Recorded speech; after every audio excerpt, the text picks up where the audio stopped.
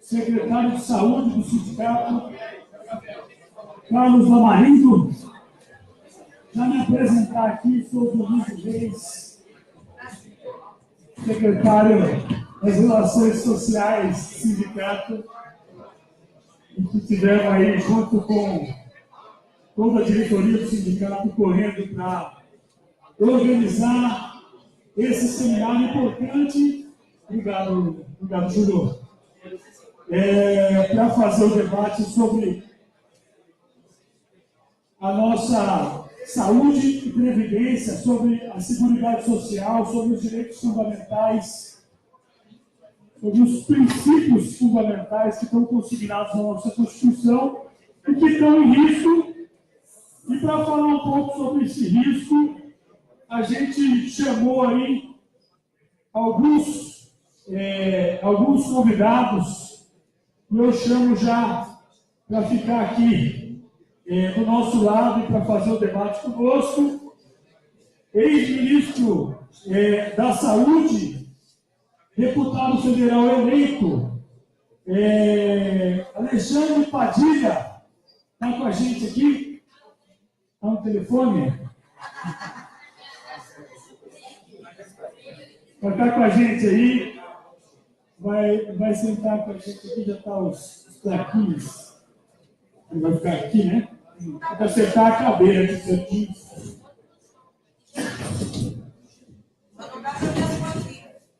Beleza. Então, eu chamo o ex-ministro da Previdência Social e funcionário.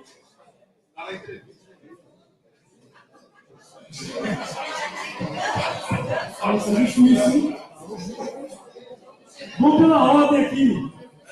Nosso companheiro economista da Auditoria Cidadã da Dívida, o Rodrigo Dávila, uma salva de palmas.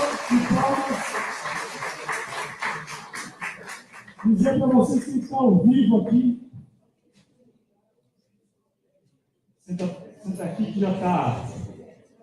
Tem as plaquinhas aqui. Também o coordenador técnico do DIES, da área de Educação e Comunicação, Fausto Augusto Júnior.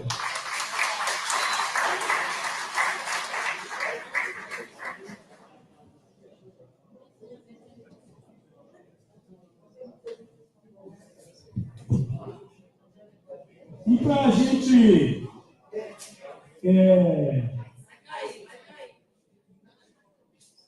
a placa fica na frente da plaquinha, não é isso? Doutora Maria Maeno.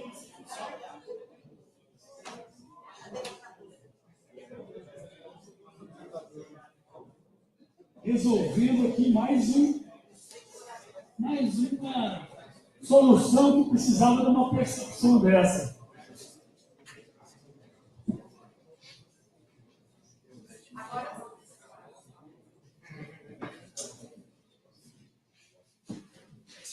Aviso a todos aí, a gente está ao vivo. O pessoal não está acostumado aqui com isso, mas.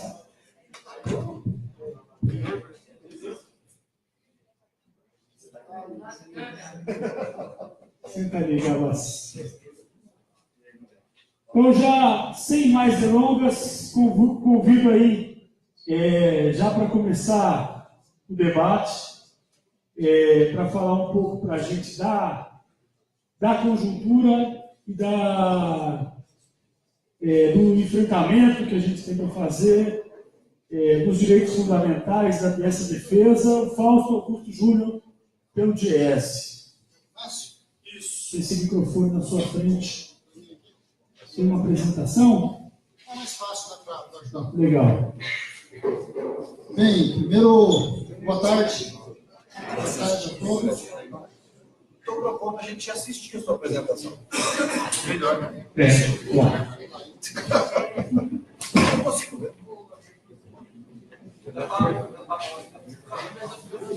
Aí passa isso aí, você sai da frente da. Não tem problema. Você tem que ver o negócio aqui na TV. Tá bom, tá assistindo. Mas você está na frente aqui também. Ah, eu estou na frente da carteira.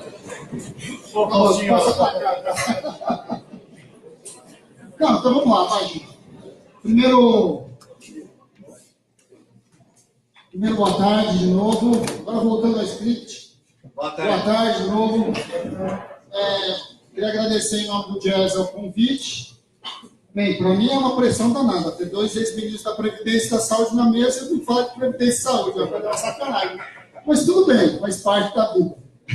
Mas para mim é um prazer estar aqui com eles. O Gabas aqui, o Padilha, que é muito importante, a Victoria também, o Rodrigo.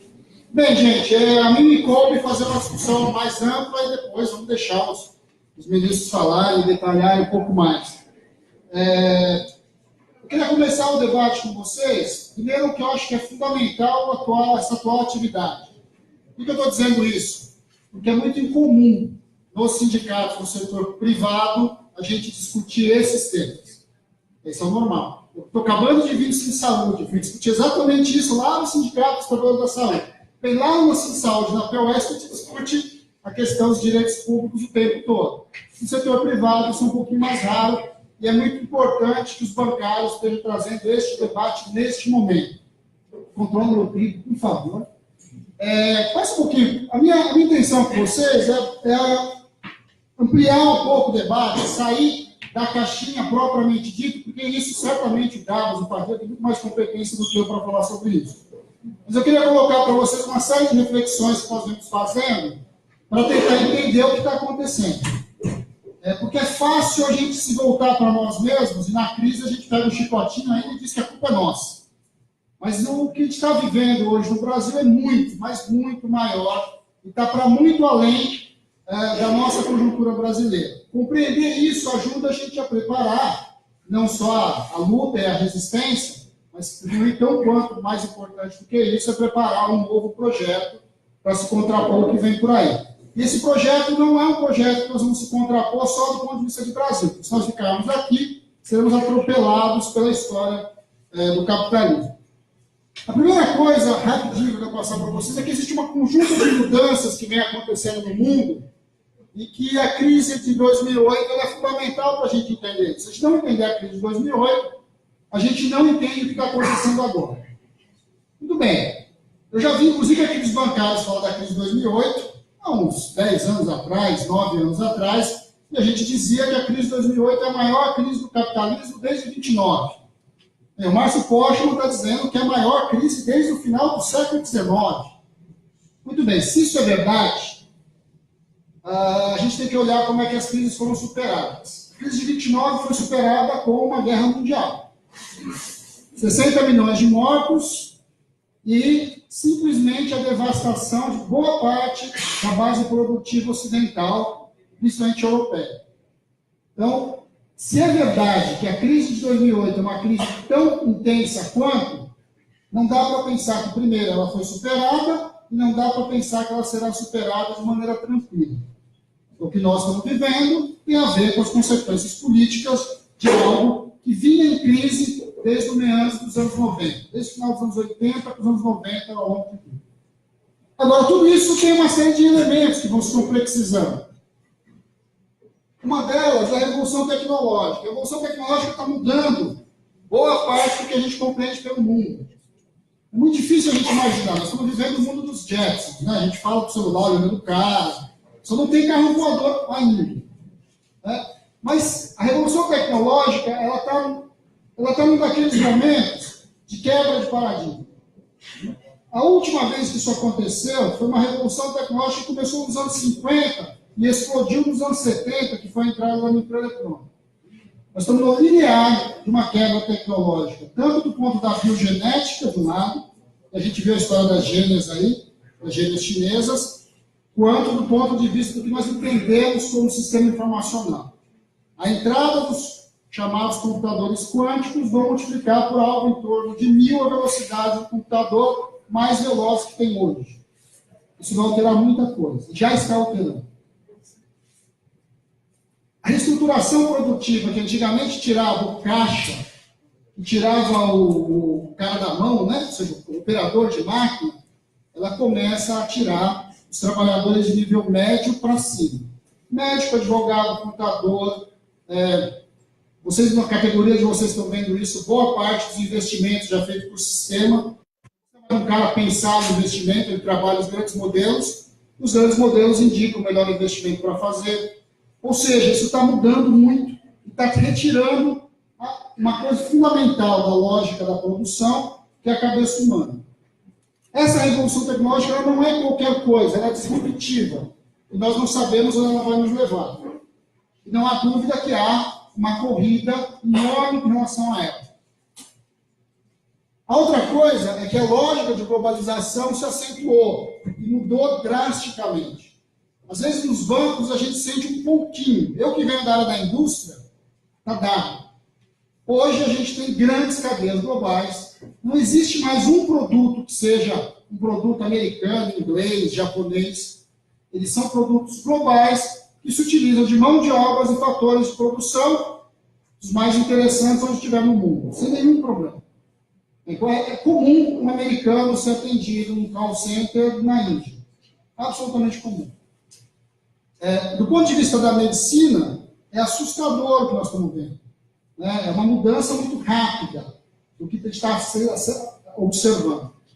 A lógica da reorganização das empresas vinculadas ao setor fármaco, por exemplo, é monstruosa, com um poder enorme e com um interesse de Brasil gigantesco. O Brasil é o quarto maior consumidor médico de produtos médicos do mundo. Então, é um mercado a ser disputado avidamente. Bem, junto com tudo isso, ainda tem uma coisa, né? Depois do fim da União Soviética, os Estados Unidos rumavam tranquilamente como única potência global. Bem, a China aparece ali e diz assim, vocês não serão mais a única potência global. Não é à toa que o golpe vem, não é à toa tudo que a gente está assistindo, não é à toa que o Bolsonaro se alinhe para o Trump. O Brasil é curral dos Estados Unidos. Área de influência. Não existe a mínima possibilidade de você pensar a América Latina vinculada à China. É isso que está na geopolítica colocada para a gente. Só que a China não é só isso. Como é que a China está operando a disputa chinesa? A disputa chinesa está alterando a lógica do sistema capitalista. A lógica das taxas de retorno das grandes empresas globais. Todo mundo tem que ir produzir na China e aceitar as condições chinesas. Bem, isso é algo que está posto para nós, posto para eles, principalmente. A partir, para vocês terem uma ideia, quando o carro chinês chegou no Brasil, o carro popular brasileiro era vendido por 25 mil. Os chineses tinham a capacidade de botar o carro aqui a 12 mil reais. A gente não utilizaria a quantidade de parafernália que a gente utiliza se a fábrica no mundo não tivesse se acelerado tanto quanto aconteceu com a China. Isso alterou o padrão mundial de produção. E os países centrais perceberam disso nos anos 90. Tem um encontro famoso, que é o encontro do GATT, de 1996, da Organização Mundial de Comércio, que eles redefinem a estratégia dos países centrais para o setor de serviços. Dentro do governo, sabe o embate que foi a abertura do setor de serviço para as grandes multis globais. O mercado de serviço brasileiro é um mercado ainda muito fechado. Ele está se abrindo, e agora vai ser escancarado. E aí tem tudo a ver com essa discussão nossa aqui. Não dá para entender as reformas sem essa mudança estrutural. Meus amigos marxistas que eu tenho tido vários debates me discutiram até que ponto o setor de serviço gera valor. Bem, eu não sei o quanto ele está lastreado, mas, de fato, o papel do setor de serviços hoje para os países centrais é central na sua estratégia de desenvolvimento. Eu acho que isso é algo que precisa ser entendido e compreendido. Bem, isso significa o quê? Esse miolo aqui reorganizou. Primeiro que acabou a ideia da indústria como a grande puxadora econômica. Não existe mais a indústria como a gente conhece. Dissolveu as fronteiras setoriais entre indústria, comércio e serviço. Grandes grupos hoje são indústrias, ao mesmo tempo provém serviços, tem forte vinculação com os sistemas financeiros e, em alguns casos, inclusive, já extrapolaram para os setores comerciais.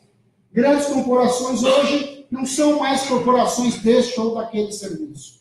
São corporações cada vez mais hegemônicas nas diversas fases do processo de reprodução da mercadoria. Bem, se isso é fato, um dado está posto para nós. Está mudando. Se o automóvel não é mais a mercadoria principal, pela primeira vez na história, a geração atual dos americanos, lá no país dos automóveis, está tendo menos pessoas habilitadas a dirigir do que a geração passada. Menos pessoas querem ter um automóvel em relação ao que se tinha antes. Bem, isso está mudando. O que não significa que o serviço de locomoção não seja fundamental, a mobilidade é fundamental. Mas o carro, enquanto produto que a gente pega, usa, compra, leva para casa, ele começa a se alterar. Se você vai perdendo a centralidade de um produto ou de vários produtos, o que está indo para o lugar? Bem, o que está indo para o lugar são os direitos. Os direitos estão no centro da estratégia global de reprodução da lógica do próprio capitalismo. E aí, saúde, previdência, assistência, estão no meio de tudo isso. Educação. O mercado brasileiro o mercado internacional está ávido para chegar no Brasil em várias áreas. No caso da educação, eles já estão entrando. A Croton entrou pesado no nível superior e está baixando para o nível médio. A Pearson está posta para entrar. Está meio situando ainda, ela vai entrar pesadamente. No Brasil, hoje, não existe mais nenhuma editora de livro didático nacional. Todas fazem parte dos grandes grupos globais. Então, só para a gente entender o que é o mercado da educação. Bem, no lado da saúde, não passamos o nome de umas empresas. Coisa pequenininha, assim. Tipo BASF, GE, Philips. Esse mundo ali que está ocupando e está povoando o mundo da saúde. Bem, se isso é fato, nós temos o maior embate que a gente tem no Brasil desde a década de 80, quando a gente construiu os direitos sociais. Mas isso não é um embate só nosso. É um embate global.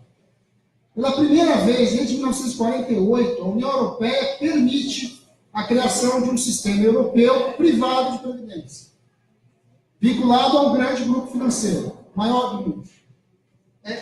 Esse embate de trazer aquilo que é básico para nós, que nós conquistamos a duras penas enquanto direito social para a prateleira do supermercado, é fundamental.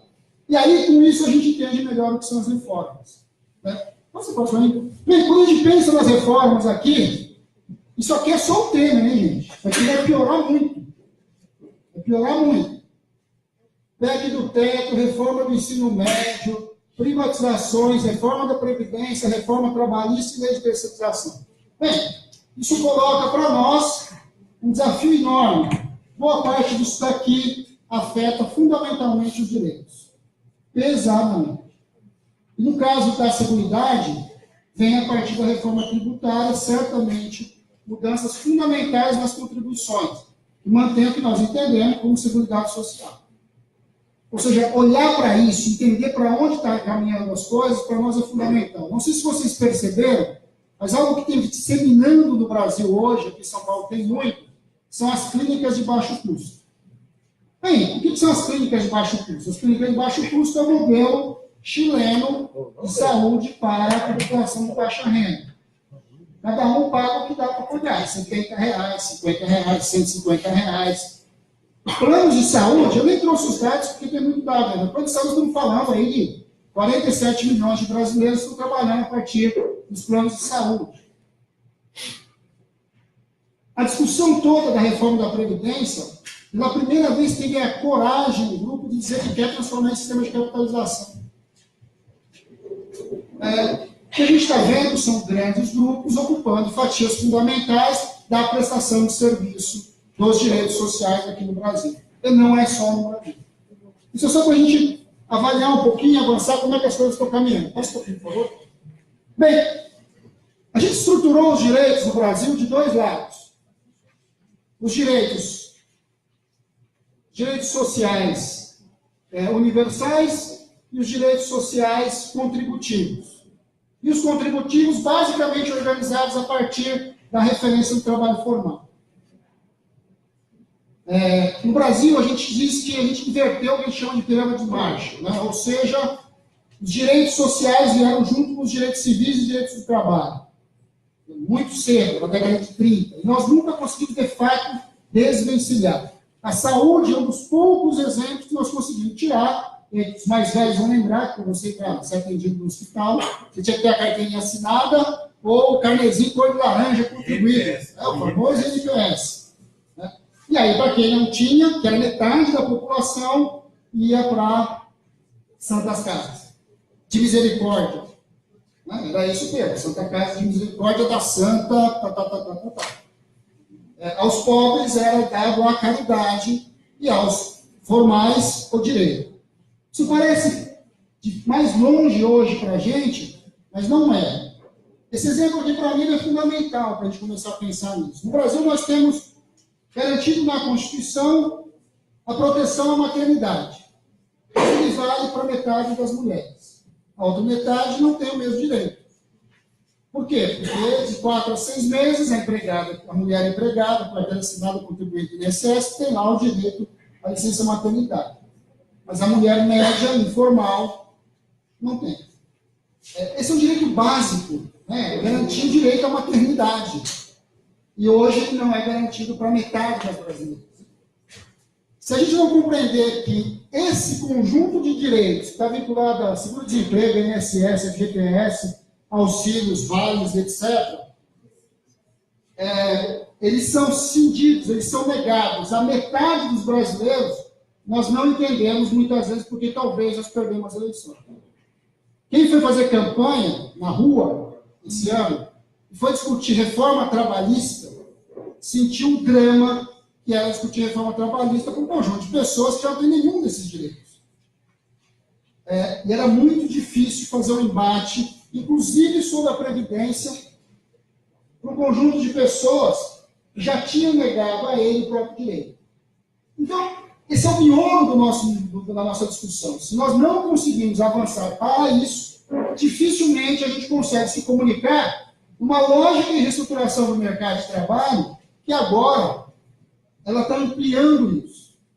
E não é à toa que o presidente eleito fala que o caminho é juntar os trabalhadores formais para o equivalente aos trabalhadores informais. Aproximado da informalidade. Aproximado da informalidade. Ou seja, no sentido de você reduzir drasticamente aquele conjunto de direitos ali. O embate dos direitos é a nossa grande batalha colocada para nós. E rapidinho, vou passar a pedir algumas coisas. Bem, são números, né? Números são números. 209 milhões, alguma coisa perto de 90 milhões de pessoas ocupadas, com 13 milhões de desempregados. Se eu for para a população jovem, a taxa vai para 40% de desemprego. Quando eu vou para contribuintes da Previdência, eu estou chegando ali perto de 60 milhões. Caiu um pouquinho agora. Vamos à próxima. Nós estamos falando... Desculpa. Nós estamos falando alguma coisa perto de 47 milhões de brasileiros que não estão exatamente protegidos. Depois eu vou mostrar um pouquinho como é que esse negócio avança. Significa que eles estão despossuídos de parte significativa dos direitos sociais constituídos no Brasil.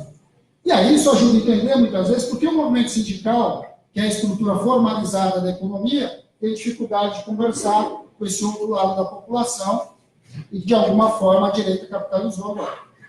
Então, a gente tem que precisar pensar para isso. Pensa um pouquinho. Bem, o impacto de tudo isso significa que a gente precisa pensar como é que esse jogo está sendo jogado. Isso aqui é amigo do Gabas, né? Isso aqui é o Gadelha, né? O pessoal do Gadelha que tinha montado quando a gente estava discutindo a questão do complexo industrial da saúde. Bem, o complexo industrial da saúde, para vocês terem uma ideia do tamanho, né? Gadelha da saúde, isso. DataSUS. Não. Secretário de Ciência e Tecnologia. Não, isso, do MIDIC. Isso. Da saúde. Depois do MIDIC, né? Nós discutimos aqui no MIDIC. A gente olhava para a saúde com uma enorme potencialidade para a gente conseguir alavancar a indústria de insumos da saúde no Brasil. Toda a cadeia produtiva vinculada à saúde. Bem, agora é um jogo jogado. Passa o próximo para a gente ver. Esse é o jogo que nós estamos falando. A indústria de base química e biotecnológica, nós estamos falando que é um jogo que nós estamos jogando com a Johnson, com a Pfizer, Novartis, Merck, Roche, Sanofi, Bayer. Só para a gente entender o jogo que está sendo jogado nessa base. Se a gente vai para os materiais, né, ou seja, os equipamentos de saúde, Philips, Siemens, GE, Medtronic, Covidier, 3M, Toshiba, agora está entrando a Hyundai. São os grandes grupos industriais e todos eles, de alguma forma, estão botando um tracinho escrito Health. Né? É tudo Health. Philips Health, Siemens Health, e aí vai.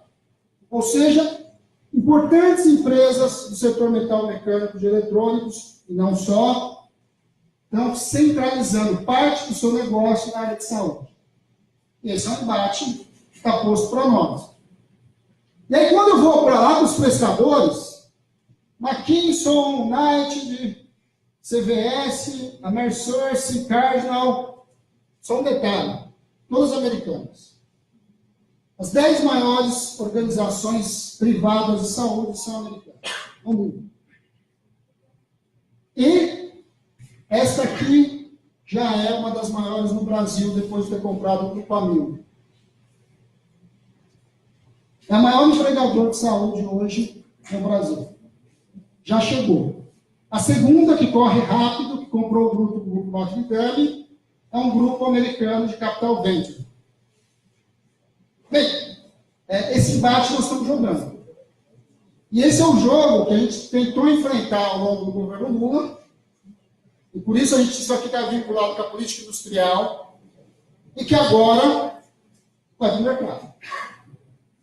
E aí começa a ajudar a gente a compreender que o golpe, e tudo que a gente viveu, não é só uma questão do Brasil. Está muito além do que isso. As disputas são muito maiores. Acho que o meu tempo está acabando, né? Bem, passa só um pouquinho rapidinho aos próximos, só para entender. Bem, depois disso de previdência, só vou deixar para vocês, que aí vocês têm um monte de coisa, mas eu gosto de chamar a atenção neste dado aqui. 24 milhões de trabalhadores brasileiros desprotegidos, grande maioria deles menos de um salário mínimo, e um pouco, muito próximo de 1.200. Tá? Passa a próxima, por favor. Pode passar a próxima, vou passar esses dados. Por último, o embate nosso do ponto de vista, esse gráfico é muito interessante. Ou seja, o que isso aqui, o que esse gráfico diz? Ele mostra a linha da pobreza com ou sem a previdência pública. E por idade. Se vocês vão vendo, ó, a partir dos 50, 55, ou seja, quando a previdência começa a se transformar em aposentadoria, a linha da pobreza cai. Se não tivesse previdência, a linha da pobreza aconteceria aquilo ali. Quando nós estamos falando de sistema de capitalização, é mais ou menos para aí lá que a gente vai. Porque aí não se alcança o conjunto de brasileiros que deveriam se alcançar.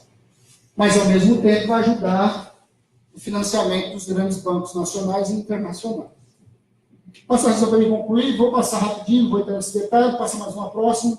Bem, só para encerrar, a pergunta é qual movimento sindical, eu deixo essa pergunta para vocês, que a gente deveria pensar para este mundo aqui. Se a gente não se organizar, a gente precisa ter clareza da estratégia para enfrentar este mundo aqui, que é o mundo da financiarização, da globalização, dos direitos como mercadoria, etc. Passa a próxima. Eu acredito que é possível construir um outro mundo. E se é possível construir outro mundo, a gente também precisa pensar no movimento sindical como um outro mundo. Ao mesmo tempo que está posta o enfrentamento, esse enfrentamento vai trazer contradições. E essas contradições estão postas. Do mesmo jeito que a revolução tecnológica reorganiza as cadeias, ele possibilita novas relações sociais. Possibilita maior longevidade, mais tempo livre, mais lógica cooperativa. Agora, não é para isso que o mundo está caminhando. Agora, se nós não construirmos uma nova utopia, um novo projeto de país, um novo projeto de mundo, é muito difícil a gente conversar com a média da população. Porque a lógica do indivíduo está muito posta para cada um de nós. E em massa, no conjunto da população. E eu não tenho a menor dúvida, e por isso que eu, para encerrar, eu acho que esse seminário é fundamental, é que a saída, a porta de ligação com a média da população são os direitos sociais.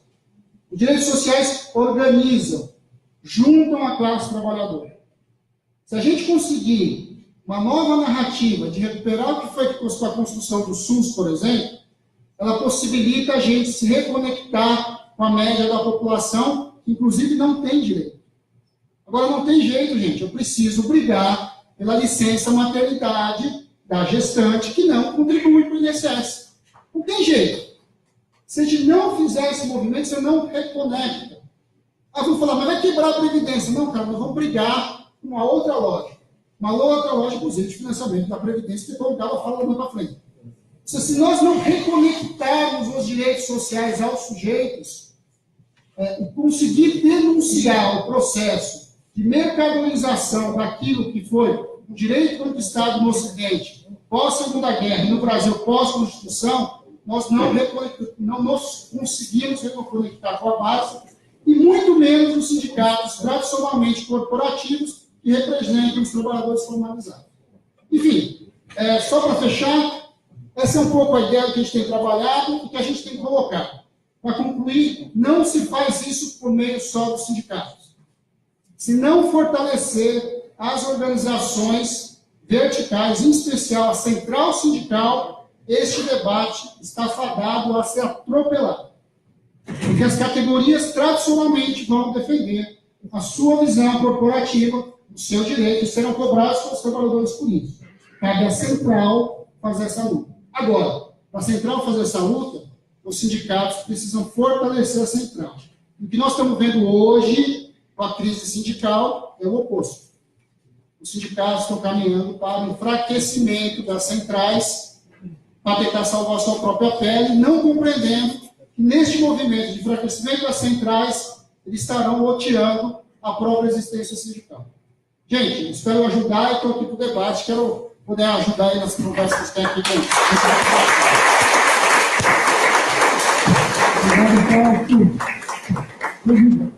convidar aqui todos os palestrantes tomarem assento na mesa novamente.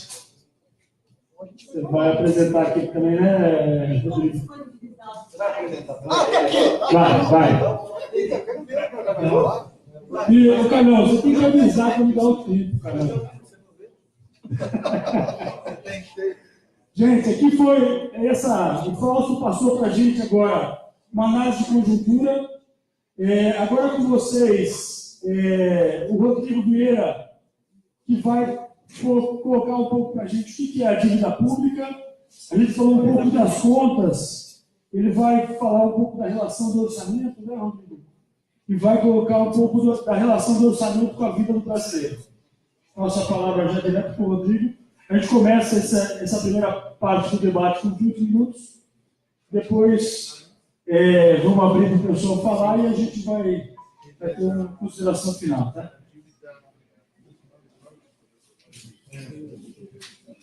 Boa tarde a todas e todos. Um prazer estar aqui, uma honra estar aqui nesse evento tão importante, né, do Sindicato dos Bancários, agradeço a Dionísio, a todos os organizadores e organizadores desse evento. É muito importante essa discussão, né, de articular previdência, saúde, assistência, educação com a questão da dívida pública. Porque como a gente vê no orçamento público, né, a gente vê onde está a prioridade, né, do governo. Né? Pode até passar já a tela. Nós, da Auditoria Cidadã da Dívida, nós sempre fazemos esse gráfico de pizza, né, o famoso gráfico de pizza do orçamento federal. Em 2017, por exemplo, nós tivemos aí, né, essa parte amarela do gráfico, que a gente pode ver aí bem destacada, 39,7% do orçamento destinado para juros e amortizações, né, que é o pagamento principal da dívida. Né? E o governo dizendo que o rombo está na Previdência. Né?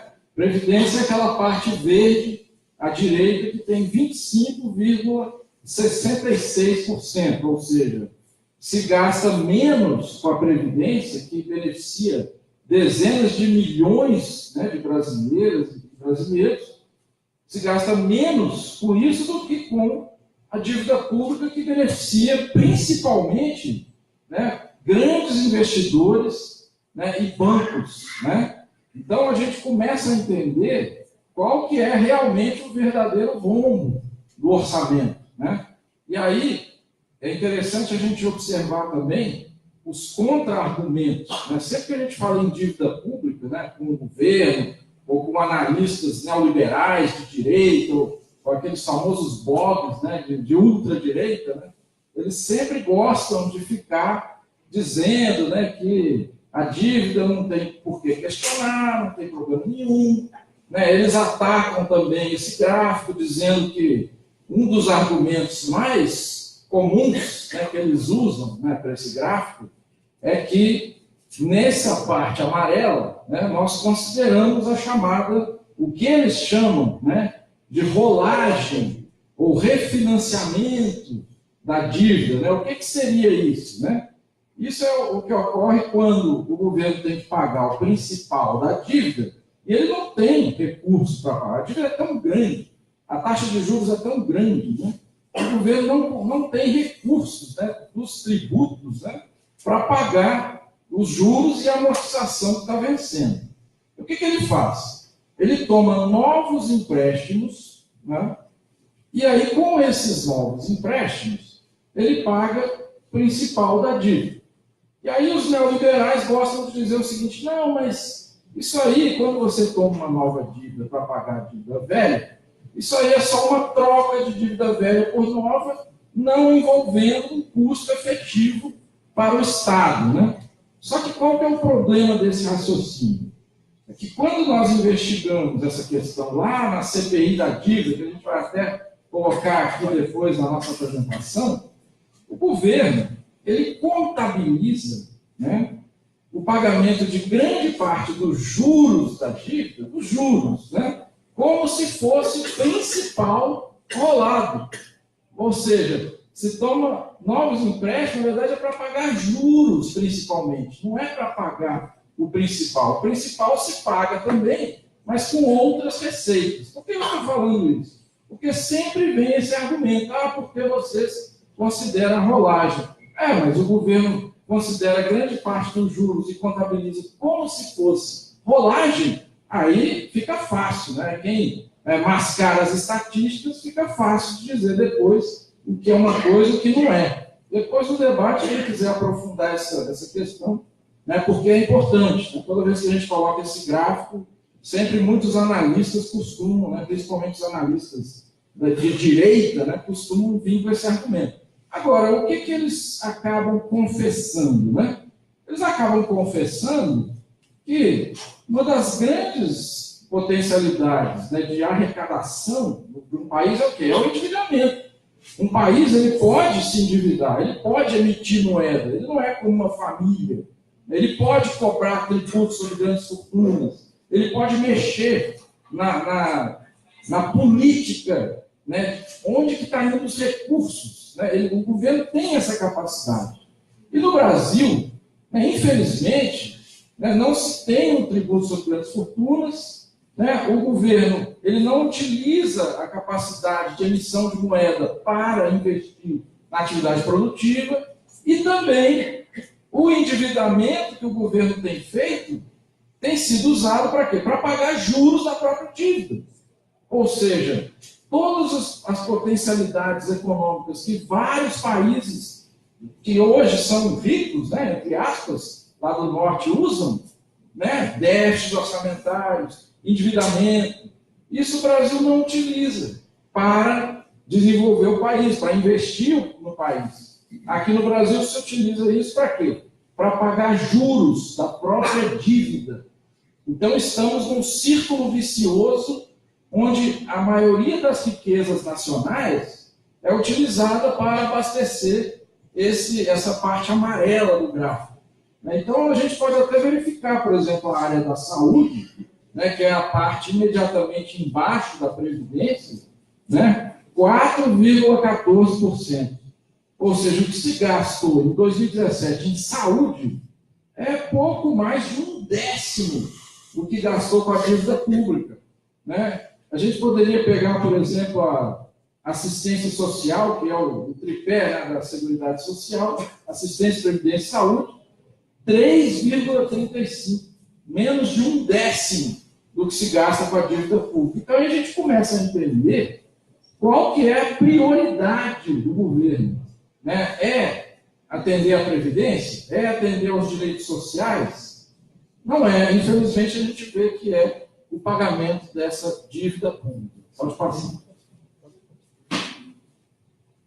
E aí, o que acontece? Né?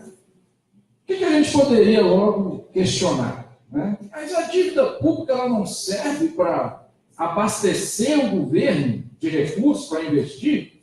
Não, no Brasil é o contrário. No Brasil, ela serve para subtrair recursos, para subtração de recursos públicos.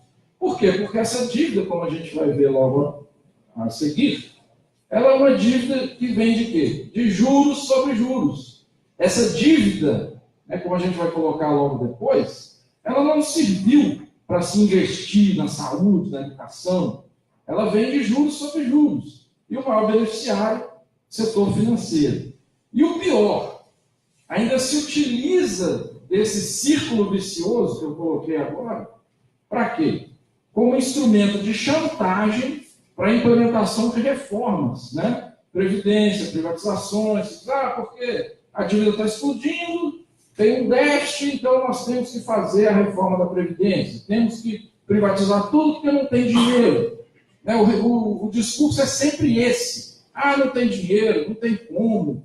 Né? Temos que fazer a independência do Banco Central para que o Banco Central seja, no jargão que eles usam, né? Seja técnico, né? Como se pudesse um órgão político ser técnico, né? Ser isento. Né? Não tem jeito. Ele já é submisso ao mercado financeiro. E aí, para completar esse círculo vicioso, o que eles acabam fazendo? As políticas do endividamento público, né, quais são, principalmente? Juros altos, né? Mesmo esse juro aí de hoje, de 6,5%, parece baixo, né? Mas você olha no país do norte, tudo juro negativo, né? Se você olhar, comparar com a inflação, assim que eles tentam combater a crise. Aqui não, aqui são juros sempre altos, e se a gente for olhar a taxa de juros efetiva da dívida pública, que paga efetivamente os títulos da dívida pública, é cerca de 10% ao ano, muito maior do que a Selic. Então, por que eu estou colocando isso? Porque essa política que prioriza o pagamento da dívida pública, o que é? Ajuste fiscal, altas taxas de juros, redução na base monetária, tudo isso gera a crise, gera a recessão. Como foi bem colocado aqui na palestra anterior, num momento de crise, se aproveita esse contexto exatamente onde as pessoas não têm os direitos, exatamente para ficar parecendo que não tem como mesmo. Não tem jeito. Tem que fazer mesmo. As pessoas, muita gente, inclusive na eleição, caiu nessa conversa de que muitos eleitores acabaram acreditando. Não, realmente não tem como. Tem que fazer mesmo a reforma da Previdência, tem que fazer mesmo a reforma trabalhista, porque não tem jeito. Só que essas pessoas, é claro, a grande mídia, agora o tal do WhatsApp, os fake news, não mostram um gráfico de pizza, né? Porque se mostrasse, as pessoas iam saber que é possível, sim, ter os direitos. Onde que está a riqueza nacional? Infelizmente, isso foi utilizado, esse desconhecimento das reais causas da crise. Se falou que porque é comunismo. Que isso? É ajuste fiscal. Olha só como que se denegriu a imagem do socialismo. Né? Tem nada a ver. Foi um grande ajuste fiscal que aconteceu. Pode passar. E aí, como sempre, vem as falácias. O atual governo sempre falando em déficit da Previdência, utilizando-se do conceito de déficit, como sempre, dizendo que no ano que vem vai ter um déficit de 218 bilhões no regime geral de Previdência. Só que isso aí, como a gente sabe, é a mesma coisa que rasgar a Constituição, porque pelo artigo 194 da Constituição, a Seguridade compreende um conjunto integrado de ações de iniciativa dos poderes públicos e da sociedade, destinadas a assegurar os direitos relativos à saúde, previdência e assistência social. E aí o principal, artigo 195, a Seguridade Social Ou seja, o que é a Seguridade Social? Saúde, previdência e assistência será financiada por toda a sociedade, de forma direta e indireta, nos termos da lei, mediante recursos provenientes do orçamento da União, do Estado, do Distrito Federal, municípios, e das seguintes contribuições sociais. E aí a Constituição coloca folha de salários, faturamento, como, por exemplo, a COFINS, né, que arrecada centenas de bilhões de reais, o lucro, a CSLL, né? Como que o governo fabrica o déficit da Previdência? Ele considera como receita da Previdência só a folha de salários, a contribuição sobre o INSS, e desconsidera a COFINS, a CSLL, né? Agora, quando a gente considera toda a Seguridade Social, ou seja, todas as receitas da Seguridade, né, inclusive a COFINS e a CSLL, e incluímos também as despesas com saúde e assistência, nós temos, pode passar, isso aqui, que é o resultado da Seguridade Social, né? Se a gente olha, calculado pela ANFIP, Associação dos Auditores Fiscais da Receita Federal do Brasil, os contínuos superávites acumulados, né, que nós temos desde 2005, né? E como eu coloquei antes, né, a própria crise econômica fabricada pelo próprio modelo neoliberal de endividamento público, que leva a altas taxas de juros e corte de gastos sociais, ajuste fiscal, gera uma tremenda recessão. E o que acontece com a arrecadação? A arrecadação, claro que cai, né? Aí o que acontece? Vêm os defensores da reforma e falam assim, viu, 2016 deu déficit na Seguridade, então tem que fazer reforma. Pelo contrário, o déficit não tem nada a ver com o suposto excesso de despesa ou de investimento na Seguridade.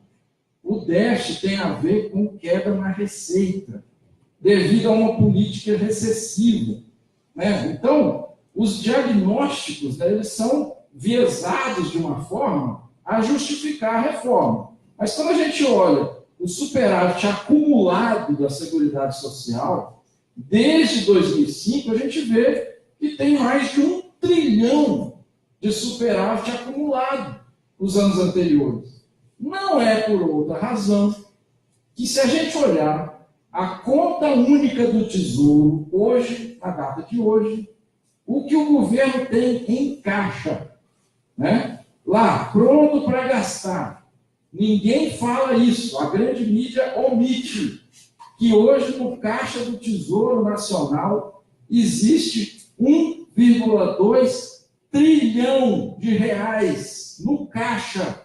E não se fala nisso. Por quê? Porque a ideia é propagar a ideia de que o Estado está quebrado, para justificar as reformas. Quando o correto seria usar o que tem em caixa exatamente para isso que serve o caixa do governo na época de crise.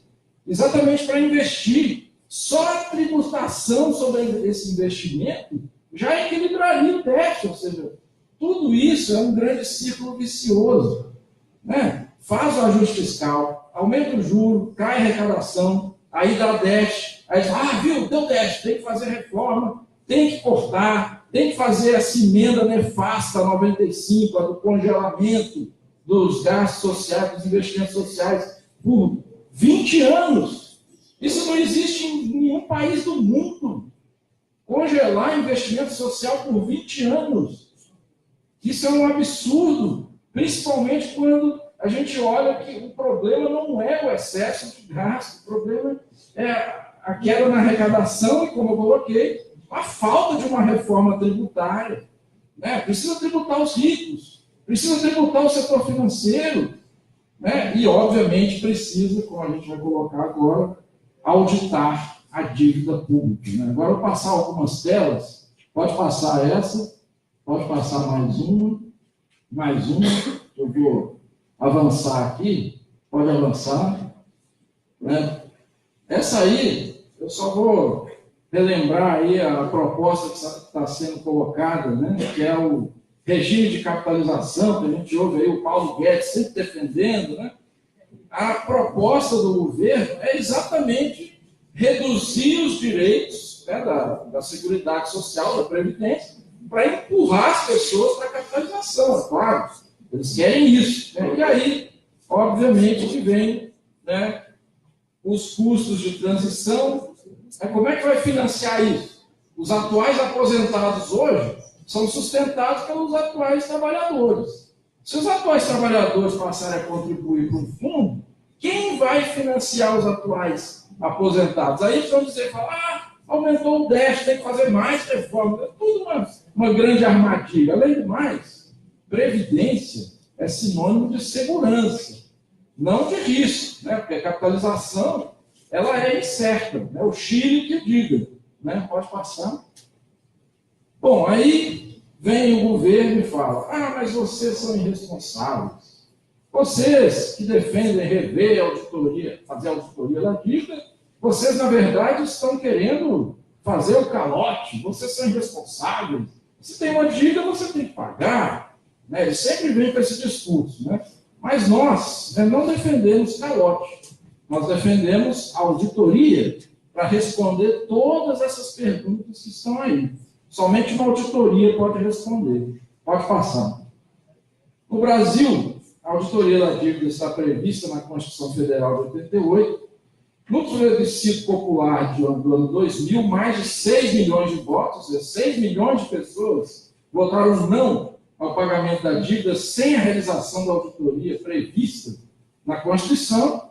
E aí, como não foi feita a auditoria, nós criamos, então, a auditoria cidadã da dívida, que é uma auditoria feita pela sociedade.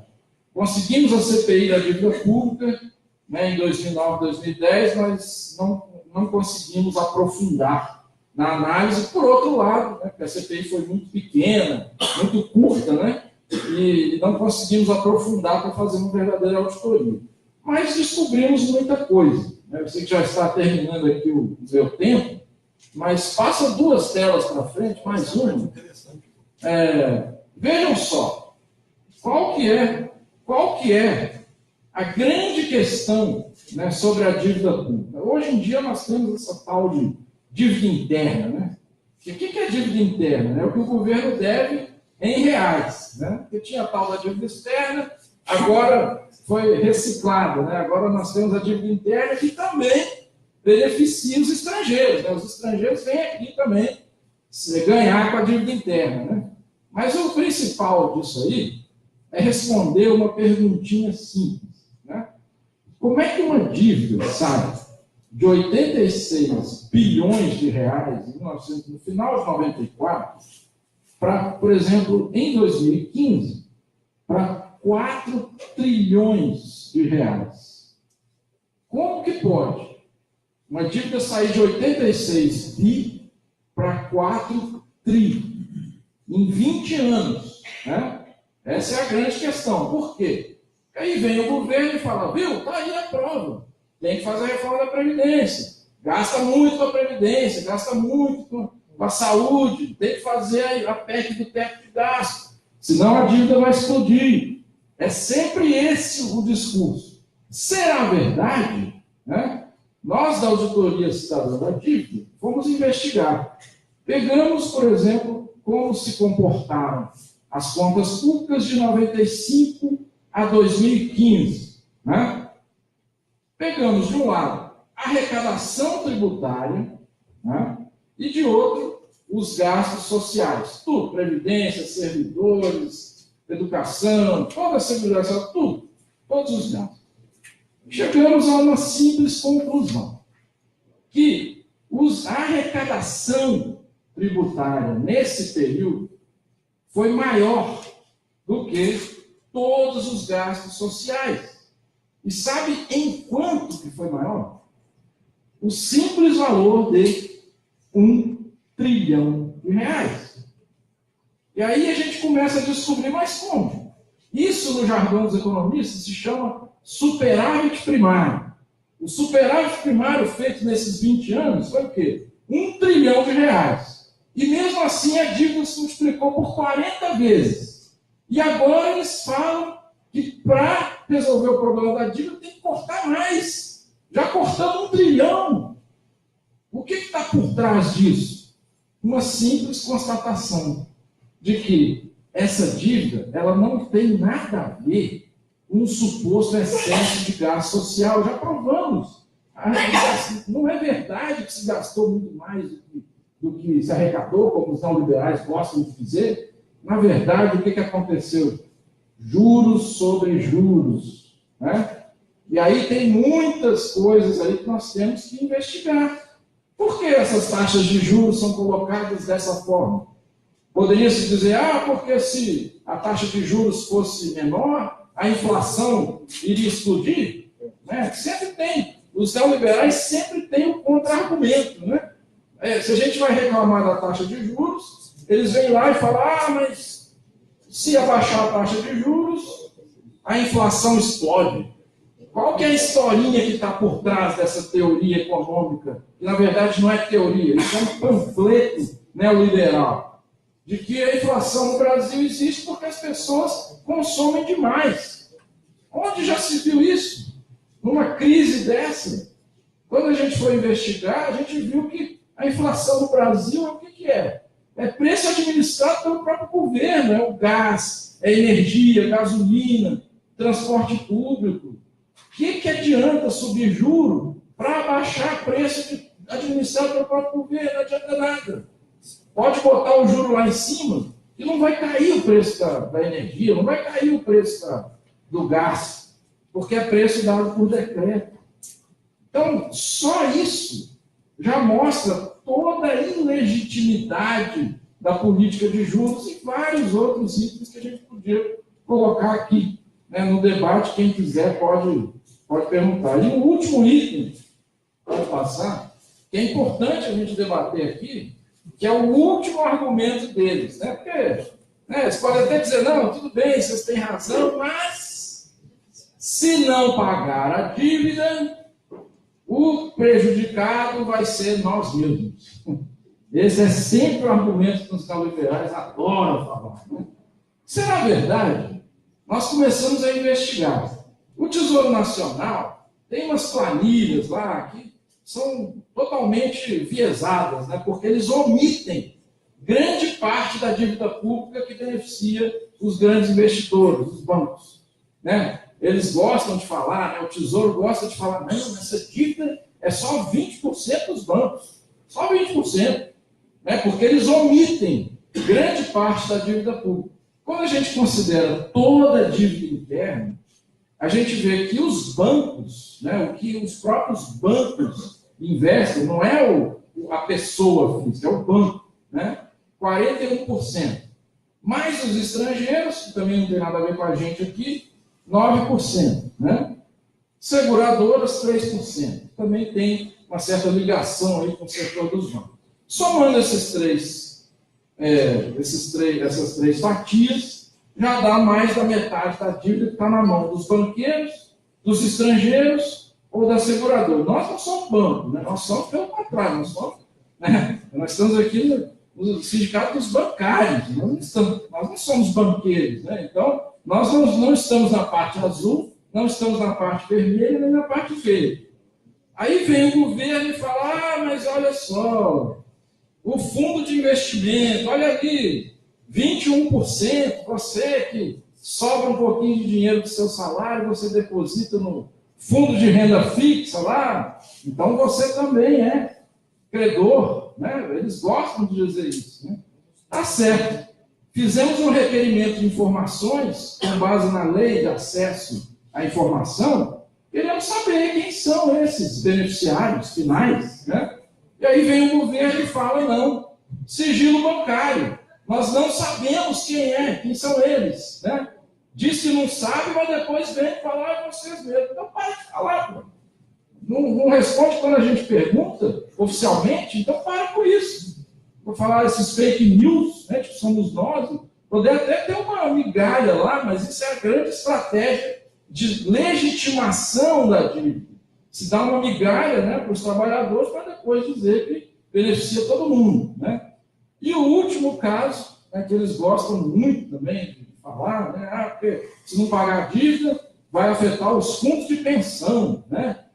Os trabalhadores investem em fundo de pensão e tal, e aí, se não pagar a dívida, os fundos de pensão vão quebrar.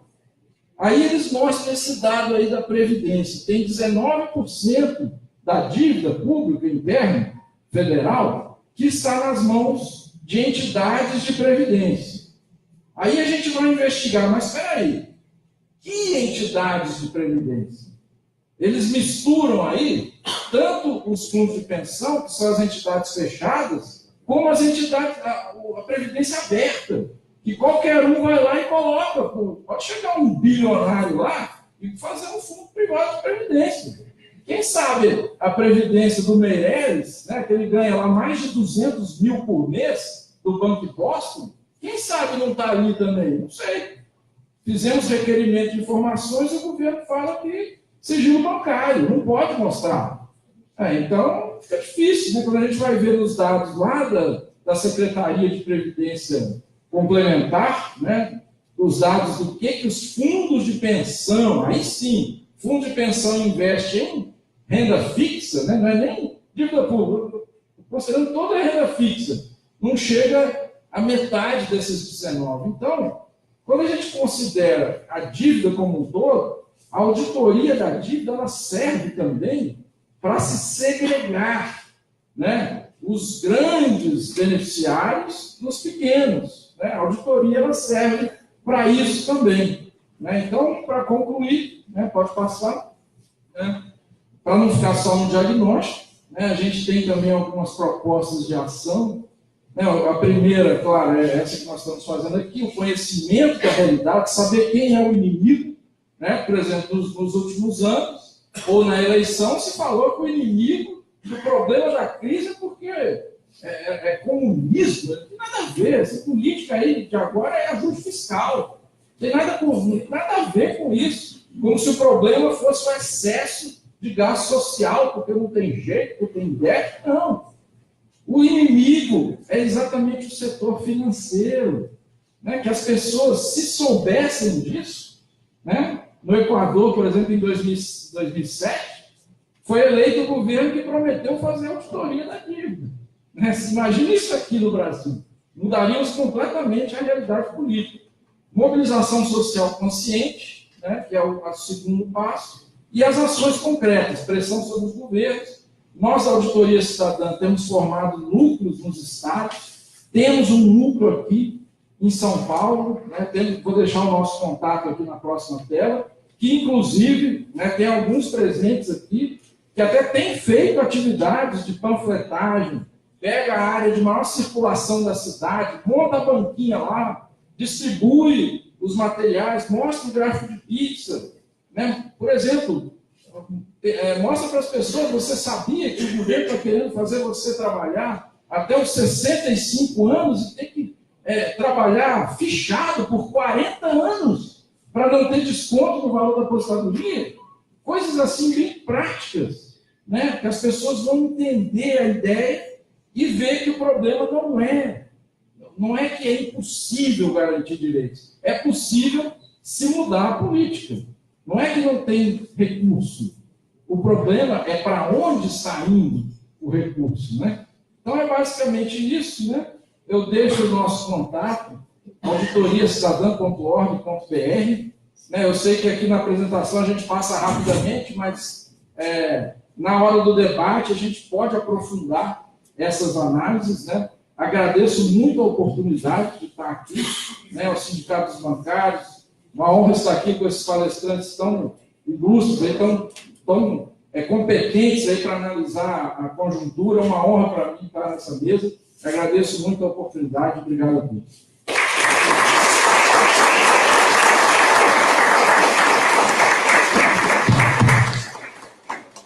Obrigado, Rodrigo.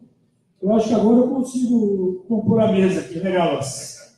Eu não pedi aqui pro Gabas. Chega mais para cá. Carlos Amarindo, nosso diretor de saúde aqui.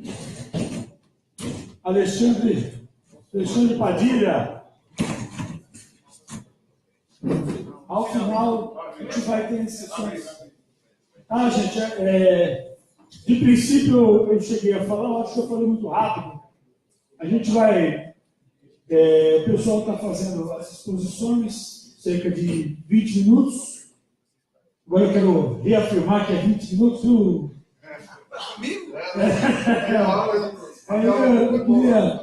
E, ao final, a gente vai abrir para as intervenções e depois as considerações finais e o debate com os palestrantes, tá?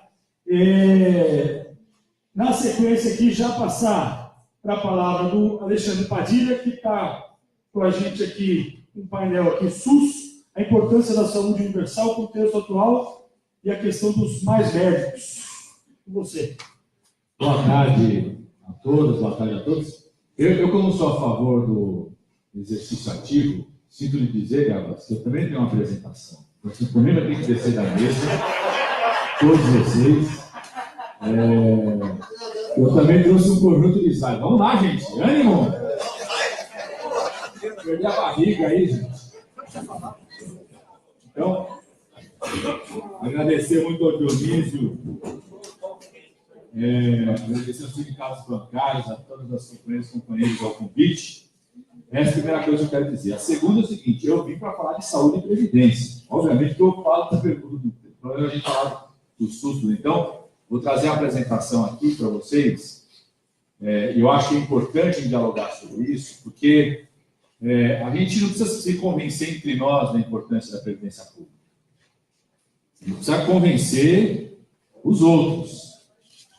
A gente precisa convencer o grande grupo dos deputados que estão lá, o deputado federal eleito. O Gabas lutou muito também para ser. Infelizmente o Gabas não se elegeu, mas o Alexandre Frota se elegeu. Eu quero dizer que eu não me sinto A Joyce, você não estou falando isso, quer dizer, né? A gente precisa convencer os que estão lá. A gente precisa convencer o conjunto da população, o conjunto dos trabalhadores e das trabalhadoras. Né? Eu dou aula, tem até um pessoal que são meus alunos que estão aqui, a gente precisa convencer os jovens, alunos, profissionais de saúde que estão entrando no mercado de trabalho agora. Né? Então, eu quis trazer alguns dados e informações que eu acho que são importantes para a gente reforçar o debate que nós estamos fazendo. Né? Vários companheiros já trouxeram aqui dados muito importantes que nos ajudam a fazer esse debate. Né?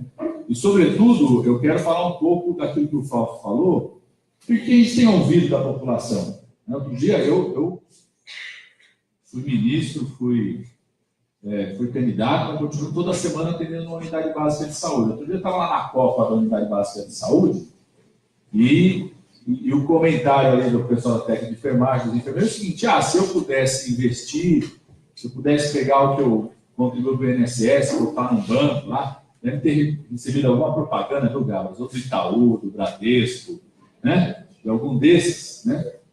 Comprovando que se pegasse o contribuinte do INSS e botasse no banco, na poupança, né, ia ter um salário melhor no final da aposentadoria do que, né, contribuir para o INSS, contribuir para a Previdência Pública. Então, acho que a gente precisa enfrentar esse debate. Né? Eu quero trazer aqui para vocês informações que ajudam no sentido de que, se a gente continuar debatendo com o conjunto da população que o ataque à Previdência Pública tem a ver com o salário que ele vai receber lá no final da aposentadoria, eu acho que nós vamos perder o debate com a grande maioria dos jovens que estão no mercado de trabalho hoje. Com a grande maioria das pessoas, né, que está muito distante ainda o dia da aposentadoria para eles. Né? Tinha um companheiro nosso, do PT, a gente conversando, ele falou assim: eu sou de uma geração que não vai ter aposentadoria. Né? Cabeça dele, né? Eu acho que eu sou uma geração que perdeu. Até porque, né, a aposentadoria, previdência pública não foi uma coisa, como disse aqui o Fausto, foi uma coisa que existe desde Adão e Eva, certo? Usando aí os termos do atual ministro dos Direitos Humanos, tá certo? Né? É só uma conquista. Com goiabeira?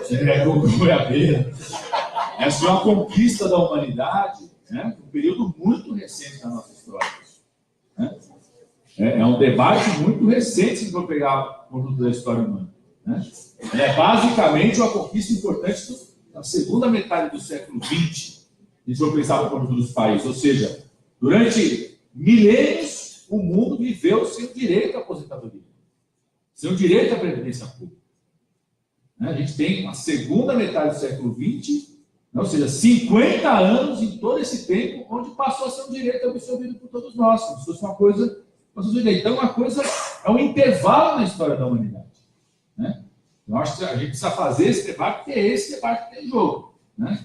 Estão querendo acabar com o direito, a ideia de que tem que existir uma previdência pública num país como o Brasil, como já acabaram em outros países ou não. Né? E por que esse debate é tão importante para nós em relação à saúde também? Dialogando com aquilo que o Fausto falou. Porque junto com o debate, dialogando também com o que o Rodrigo falou, junto com o debate do corte de gastos em relação à aposentadoria pública, né, ele consolida o debate de corte de gastos para todo o resto. Né? Só existiu o SUS porque um dia esse país foi ousado o suficiente de achar que saúde era um direito, não algo a ser comprado e vendido. E o movimento sindical teve um papel fundamental em relação a isso. Quando o movimento sindical percebeu que se a saúde dos seus trabalhadores ficasse na mão do plano de saúde do patrão, dificilmente, né, a identificação dos acidentes de trabalho, das doenças de trabalho, todo o tema da saúde ocupacional, das condições de trabalho, seria tratado pelo plano de saúde do patrão. O movimento sindical se envolve fortemente na luta do SUS, na Constituição Constituinte, quando percebe isso. Quando percebe isso, não bastava ter capacidade de ter plano de saúde para garantir saúde. Precisava ter um ator público e não um privado para garantir a saúde nas condições de trabalho. Todo o debate sobre saúde do trabalhador, né? Grandes companheiros companheiros aqui lidam com esse tema. Então, eu quero... Falei para o Gabas que ia ter uma apresentação, estou falando aqui, não mostrando a apresentação, né, Gabas? Ainda vou ver nada. E também a apresentação... Não, isso aqui você está com problema de velhice já. Estou brincando.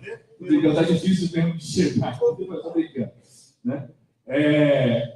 Então, acho que esse... E um debate decisivo, dialogo com isso que o Rodrigo falou, é o seguinte: investir em saúde e educação e previdência é gasto ou é investimento? Esse é um debate central. Né? Esse é um debate central. Felizmente, nós tivemos, de 2008 para cá, a crise econômica destruindo a economia da Europa, destruindo o seu sistema de proteção social da Europa, e nos trouxeram um conjunto de dados empíricos para reforçar essa nossa tese. Que ela não seja só uma tese política ideológica. Poderia ser só uma tese política ideológica, não tem problema nenhum. De dizer que a saúde é um direito, não pode ser uma mercadoria a ser vendida, que a educação é um direito, não tem que ser comprada, que previdência e aposentadoria é um direito, não tem que ser capitalizado, né? Não é uma coisa que o indivíduo tem que garantir para si, capitalizar para si, né? É algo que tem que ser partilhado de forma fraternal pelo conjunto da sociedade. Mas mais do que uma defesa política, ideológica, o que aconteceu com a Europa de 2008 para cá reforçou empiricamente a nossa tese. Né? O que aconteceu? Não dá para enxergar absolutamente nada aqui. Só que eu tenho esse de cabeça aqui. Vai ser trocar o O que aconteceu? O que aconteceu? Juro que quando aparece na tela de computador, no Facebook, tem que testar, né? O que acontece, né, na relação crise econômica e saúde? Né? Tem uma cadeia do conjunto da relação crise econômica e saúde, vou mostrar os impactos dela. E o que acontece se, diante dessa cadeia, as medidas a serem tomadas por um país são medidas de austeridade fiscal? O que ela reforça em relação a isso? Esse é um estudo que analisa uma centena de estudos desenvolvidos na Europa a partir de 2008 pela crise econômica que se alastrou na Europa. E é bom que, como a Europa, os países da OCDE, na sua grande maioria, são países que têm já tinham estado de bem-estar social, com todas as dificuldades ou não, em destruição ou não, ajudou a fazer né? O que a crise econômica impacta? Né? Primeiro, consequências sociais mais amplas, né? Que é, obviamente, a perda de emprego, né? A recessão gera a perda de emprego, perda da capacidade econômica das famílias, agravamento da vida social, do estresse. Então, tem relação direta à crise econômica e aumento de divórcio. Né? Tem relação direta à crise econômica, vou mostrar isso, estão muito fortes nas da Europa, aumento de suicídio. Né? uma parte importante dos sistemas nacionais públicos europeus, uma parte são igual ao SUS, que é universal, uma parte deles dependem ou de copagamento, ou seja, uma parte do direito é garantido por uma parte de pagamentos pelo trabalhador, ou uma parte que tem um seguro, como se fosse um seguro público, né? Então, a perda do emprego significa a perda de capacidade de pagar o seguro público, ou se tinha seguro privado. Essa perda aumenta a demanda para o serviço público, piora a qualidade do serviço público. As medidas decorrentes da crise econômica são muitas vezes fechar serviços, né? Ou seja, piora a capacidade de trabalho também público no setor da saúde, reduz a massa de trabalhadores da saúde, né? Vocês sabem, né? Os bancários sentem muito isso na pele, né? A crise econômica, o aumento da recessão, o risco da perda de emprego faz com que o trabalhador aceite condições de trabalho piores, mais insalubres, trabalha mais tempo, com medo de perder o emprego, faz hora extra, né? Aceita receber diminuição de salário ou diminuição de benefícios. Isso impacta na saúde, né? Aumenta a saúde emocional, saúde mental, aumenta doenças crônicas relacionadas à saúde ocupacional. A perda do poder de compra reduz a capacidade de comprar medicamento. São poucos sistemas nacionais públicos que o medicamento é garantido de forma gratuita.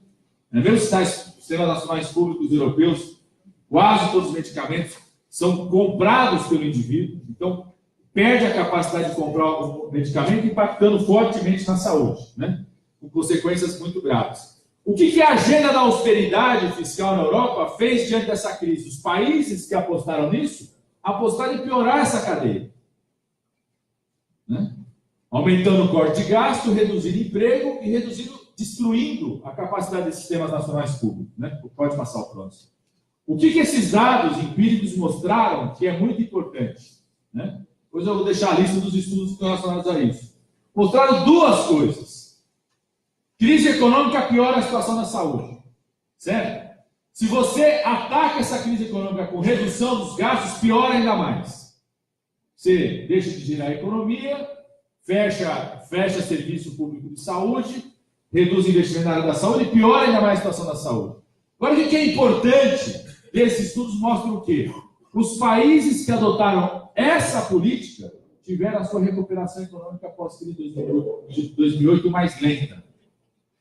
Então, esse é um debate decisivo que a gente faz. O Paulo estava citando aqui o Carlos Gadelha. O Carlos Gadelha é um pesquisador da Fiocruz, é um colega nosso. Quando eu fui ministro da Saúde, ele foi nosso secretário de Ciência e Tecnologia em insumos estratégicos.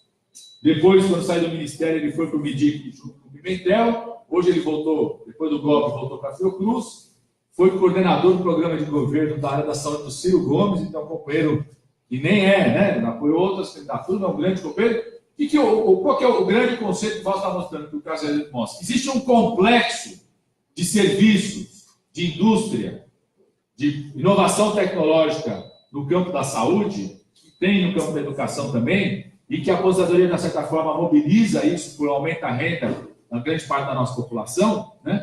Que o quanto mais você investe no setor público nesse complexo, mais você faz com que esse complexo se movimente. Então, aquela ideia de que investimento em saúde é gasto, né? Pode passar o plano. De que investimento em saúde é gasto, né? Quando você vai para os dados empíricos, mostra exatamente que quem mais investe em saúde se recupera mais rapidamente em relação à economia. Tem vários países. É lógico que isso varia muito do tamanho desse complexo no seu país. Tem vários países que mostram, tem estudos que mostram que a cada 1% a mais do PIB que você investe em saúde e educação, você retorna em crescimento 1,6% do PIB. É lógico que são países onde a participação desse setor da saúde e da educação na nossa economia são maiores do que no Brasil. Mas no Brasil, né, vários estudos mostram que a gente retorna a 1,2%. Né? Então, o que só reforça a ideia de que quanto você mais ampliar investimento público nesse segmento, mais você vai gerar crescimento econômico, que é a única coisa, as duas únicas coisas que podem garantir previdência pública é a economia crescer e a grande massa de trabalhadores contribuir para essa previdência. Não existe outra coisa que garanta, além de uma gestão eficiente também dos recursos que são adquiridos. Quer dizer, Para você garantir previdência pública, a economia tem que ter ritmo de crescimento e cada vez mais pessoas participando, né, com inserção formal no mercado de trabalho, participando da contribuição da previdência pública. Né? Esses estudos europeus mostram o quê? Uma correlação. Isso aqui, por exemplo, se a gente fosse pensar num medicamento dipirona e febre, tá certo? Isso aqui significaria o seguinte: de cada 100 pessoas que estão com febre, se eu der dipirona, 80 vai baixar a febre. Nem dipirona, que é uma coisa, uma relação tão direta, o resultado é tão forte como esse. Isso aqui significa o seguinte, que nesses países europeus, a cada 1% de agravamento da sua situação financeira, aumentou 0,8% a taxa de suicídios nesses países europeus. Né? Ou seja, mostrando uma relação direta entre agravamento da crise econômica, piora da saúde e aumento do suicídio, que está, obviamente, decorrente da situação da degradação da vida social, vulnerabilidade social, econômica e financeira dessas famílias. Né? Pode passar. Vixe, aqui está pior. Né? Isso aqui é igual o PowerPoint do Dallagnol, viu? Viu, Marcolino? Isso aqui são as provas do estudo. Isso aqui é a lista de todos os estudos que eu estava citando aqui da Europa, nas realidades de cada um deles, né? Mais de uma centena de estudos empíricos a partir da crise econômica da Europa, que vai ficar para vocês. Né? E mostra essas correlações. Então, para ver. No computador dá para ver. Isso que eu já falei, né? Que é a realidade que todo mundo sabe, né? Na medida que você piora a crise econômica, terceirização, precarização, o trabalhador fica com mais medo de questionar, apresentar suas preocupações em relação à saúde. Então, cai fortemente a notificação de doenças relacionadas ao trabalho, de acidentes do trabalho, né? Motivação sobre isso, assim vai. Vai lá, pior. Esse aqui é um outro conjunto de estudos da realidade brasileira dos anos 90. O que ele procura mostrar, esses estudos? Né? Os anos 90 inteiro. Que é a relação entre investimento em saúde, educação e crescimento econômico por estado no Brasil. Então, ele é um estudo que analisa a realidade de cada estado no nosso país. Né? E ele mostra uma relação direta entre redução da mortalidade infantil, que é decorrente dos investimentos em saúde, e aumento do PIB per capita daquele estado. E mostra uma correlação direta onde, se você tem melhora dos níveis de educação daquele estado, mas piora da mortalidade infantil, você acaba não tendo esse crescimento do PIB per capita, que é algo mais ou menos óbvio. Quer dizer, você melhorou a qualidade da educação, mas menos crianças entrou nessa educação porque morreram, o impacto, né, do PIB per capita, do avanço produtivo que teria naquele estado, acaba caindo. Né? Pode passar aqui. Pode passar. Aqui é só o resumir, fica mais fácil, e dá para todo mundo ler em relação a isso. Né? Mostrando diretamente, pegando ao longo dos 90, os estados que mais reduziram a mortalidade infantil e mais ampliaram o acesso à educação, foram exatamente aqueles que mais cresceram o seu PIB per capita ao longo dos anos 90 no Brasil. Né? Ele não tem esse estudo ao longo da década de 2000 a 2010, mas certamente isso vai ter um impacto ainda maior, porque a partir dos governos Lula, o que aconteceu no Brasil em relação ao acesso à educação? Nós tivemos um brutal aumento do acesso ao ensino superior. Né? Em 2003, quando começou o governo Lula, você tinha cerca de 3 milhões, né? Menos de 3 milhões de estudantes do ensino superior no Brasil. 2013, então, terminou 2013 com mais de 8 milhões, quase 9 milhões, ou seja, aumentou quase 3 vezes o acesso ao ensino superior no Brasil. Né? Uma coisa importante, você tinha 3% em 2003 de negros no ensino superior, em 2013 você passou a ter 18%, né, da população do ensino superior era a população negra, ou seja, aumentou 3 vezes o acesso ao ensino superior como um todo e 6 vezes na população negra, né? Ou seja, os negros aumentou 2 vezes mais do que aumentou o da população. Né? Pode passar. Só aqui em relação aos dados da educação, que é a mesma correlação, né? Ampliação da capacidade da educação, do acesso e o PIB nesses estados. Pode passar. Aqui é um outro aspecto que eu quero trazer para vocês, que é o debate do que acontece ao longo da vida. Né? muito jovem que diz o seguinte: eu não dependo do INSS para me aposentar, vou guardar o dinheiro agora, se esquece se tiver que ter um afastamento por doença de trabalho, né? Se tiver que ter a licença maternidade, né? A licença paternidade, né? Um conjunto de benefícios que estão relacionados à situação de trabalho. Quem banca isso não vai ser o Bradesco, né? A conta que ele abre, a previdência privada que ele faz, nem permite que ele saque. Vocês sabem que os bancários sabem disso aqui mais do que eu, né? Previdência privada não permite que você saque ao longo de um certo período, senão você vai pagar uma taxa elevadíssima além do recolher imposto de renda sobre essa previdência privada. Ou seja, né, nós temos que fazer o debate do papel da previdência pública ao longo da vida, não só na aposentadoria no final, né? O papel da previdência, o papel, né, das reformas do INSS que o Gabas fez quando foi ministro, né? Porque se você seca o INSS, não tenho dúvida que vai reduzir o acesso ao conjunto de benefícios ao longo da vida. Você não precisa nem mudar a lei, mas você faz isso na prática. O governo Temer está fazendo, né? Você fecha a porta, pede revisão, ninguém consegue mais ser aprovado na perícia. Teoricamente, a lei está sendo mantida, mas você constrói mecanismos administrativos para você reduzir o investimento em relação a isso. Então, a defesa da Previdência Pública tem que ter um olhar no horizonte da aposentadoria de todos nós, mas, sobretudo, tem que ter um olhar em relação ao que pode acontecer amanhã com qualquer trabalhador, né? Pode acontecer com qualquer um, se tiver um acidente de trabalho, se tiver uma doença ocupacional, e assim vai, né? Pode voltar, só voltar ali, né? Então, só mostrando, né? Nós tivemos 670 mil trabalhadores foram afastados do trabalho só por transtornos mentais no ano, né? Só por transtorno mental, que é algo cada vez mais presente e forte no dia a dia do trabalho, da saúde do trabalhador. Vocês sabem mais do que eu sobre isso, né? A categoria bancária também se fala, né? Pode ir. Aqui só uma questão de que a tendência é que isso se amplie, né? Porque está ampliando a precarização do trabalho, está ampliando a jornada de trabalho, amplia a jornada de trabalho informal, né? Aquela coisa que o trabalhador fica feliz que o patrão dele dá um celular para ele, né? Ele não sabe o que isso vai significar em relação à ocupação do seu tempo de trabalho, né? Amplia a necessidade do trabalhador trabalhar e estudar à noite, porque a pressão do mercado de trabalho sobre a qualificação é cada vez maior. Então, a qualificação profissional não está dentro da hora de trabalho, está fora da hora de trabalho.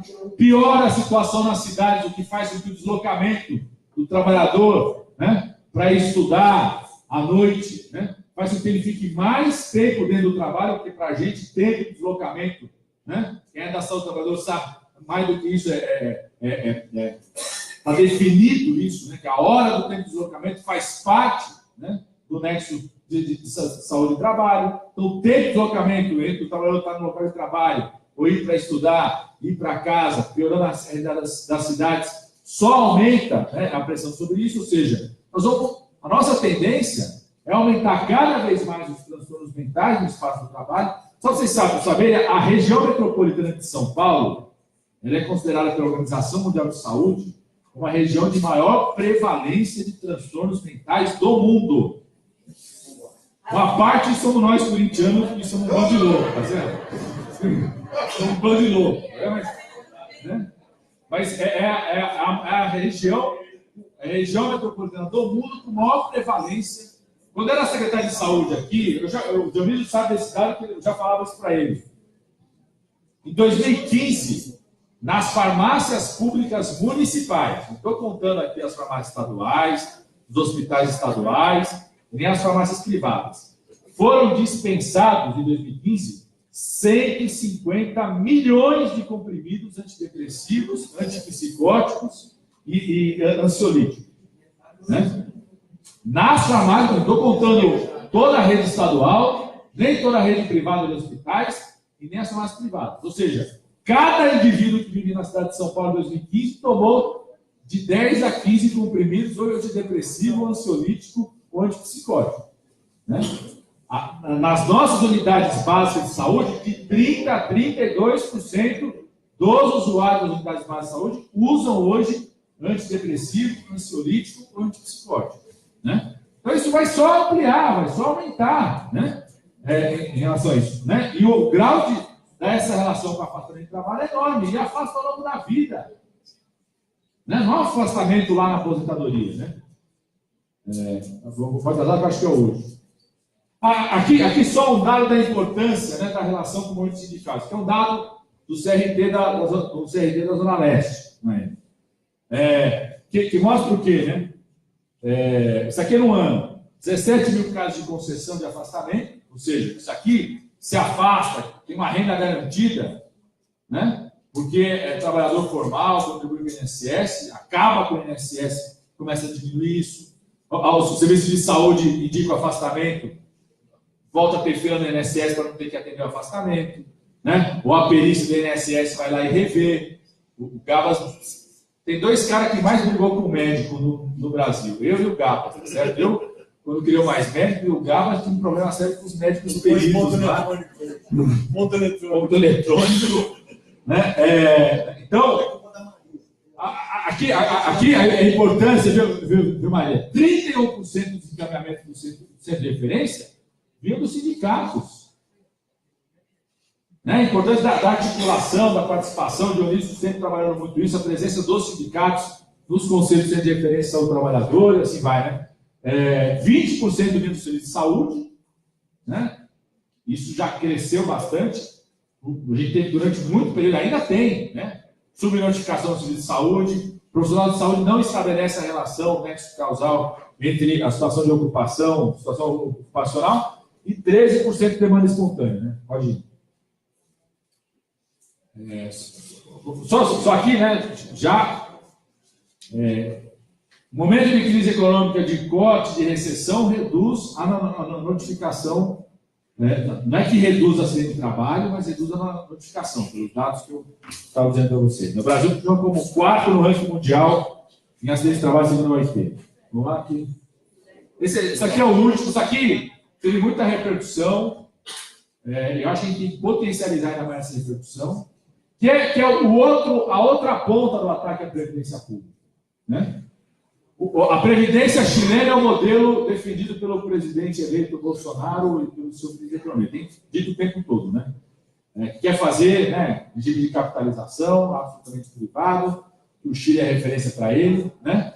O Chile teve recorde de suicídio entre idosos com mais de 80 anos. A taxa de suicídio entre idosos com mais de 80 anos foi de 17 para cada 100 mil. Para vocês terem ideia, a média na América Latina inteira é 10. Porque poderiam falar, não. Né? Se você for comparar com o país da Europa, os países nórdicos lá, por causa do inverno, né, tempo de umidade pequena, tem uma taxa elevada de suicídios. Né? Vamos comparar com o país da América Latina. Né? É 70% a mais do que a média. 70%, quase o dobro a mais. A média salarial do aposentado chileno hoje é 60% do salário mínimo no Chile. Não é 60% do salário final dele. 60% do salário mínimo. Metade dos pobres do Chile são idosos. Eu estou em dúvida se é com mais de 65 anos de idade, com mais de 70 anos de idade, porque eu não sei se eles consideram idosos, se é 65 ou 70. Metade dos pobres do Chile. Né? Então, para encerrar aqui, né? Esse aqui é o fim da linha, né, da reforma previdenciária que eles querem construir. Né? O Chile já tinha um agravante em relação ao que nós temos. Eles não tinham um sistema público universal, tem um sistema público que é mais ou menos parecido com o que era o nosso antes. Né? Um sistema público que depende da pessoa ter acesso ao sistema, depende dela ter um seguro público. Ele já não tinha um sistema universal como o nosso, né? Embora a combinação de reforma da Previdência com congelamento de 20 anos do investimento da saúde, na prática vão levar, né, à precariedade absoluta do sistema único de saúde, que pode só potencializar, né, o risco, a combinação pobreza e não acesso ao serviço de saúde quando se envelhece, tá certo? Acho que é isso. Muito obrigado.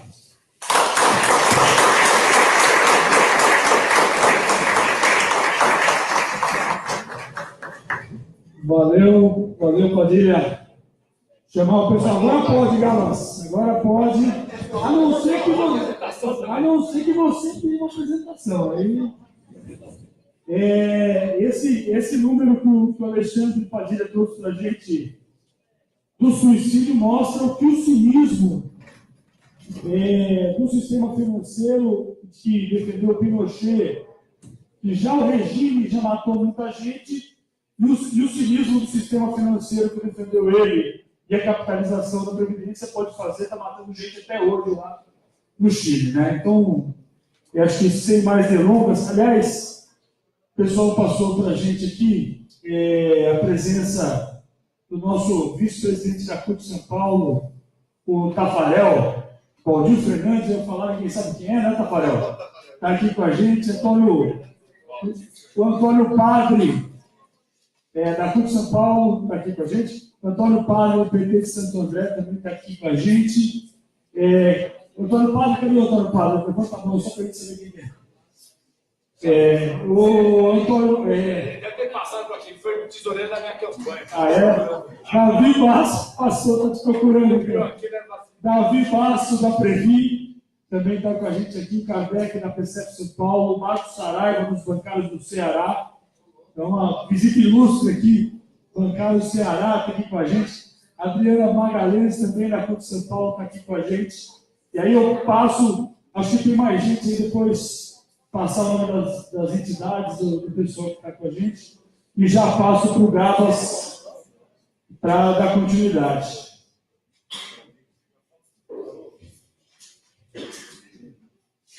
Bom, gente, boa tarde. Ao contrário dos companheiros aqui, eu não tenho PowerPoint. Depois do Dallagnol, eu prometi que nunca mais usar esse trem, a não ser que as pessoas peçam. Eu acabei de vir agora da contrato, e a Giovânia falou, cara, bota uns slidezinhos aí, né, para a gente colocar gráfico e tal. Como eles já puseram todos os slides possíveis, eu fico desobrigado deste dissabor para a gente usar o tal do PowerPoint, até porque eu não tenho nenhuma familiaridade com essa porcaria. Eu prefiro falar mesmo. Primeiro, agradecer o convite do Dionísio. Eu estive já neste auditório falando de Previdência inúmeras vezes. Discussões neste auditório iniciaram movimentações, modificações importantes na regra de Previdência. Né? O Cláudio lembra, na sua gestão, na gestão do João Macari, na gestão de vários outros, como da Giovânia também da Ivone, enfim. A gente elaborou bastante política pública a partir de discussões aqui nos bancários. Eu vou usar meus 20 minutos, que são poucos, muito poucos, aliás, para falar de Previdência, para continuar e para complementar as falas. E eu vou começar fazendo uma afirmação, uma constatação. Previdência, ou reforma da Previdência, como está colocado, é disputa do orçamento da União. Não é outra coisa.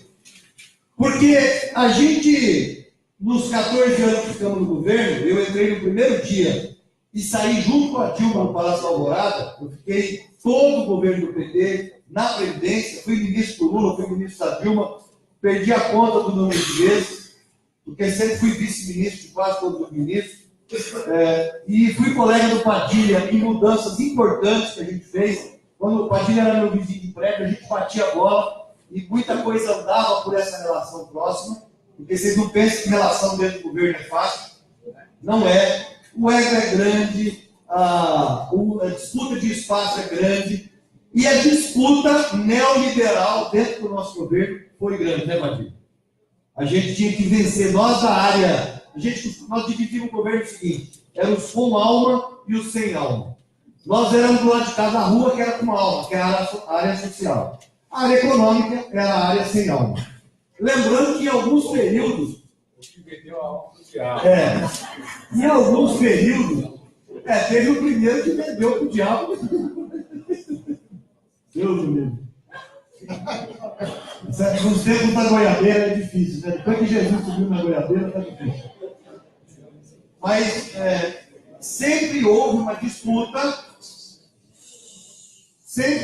disputa entre o econômico e o social.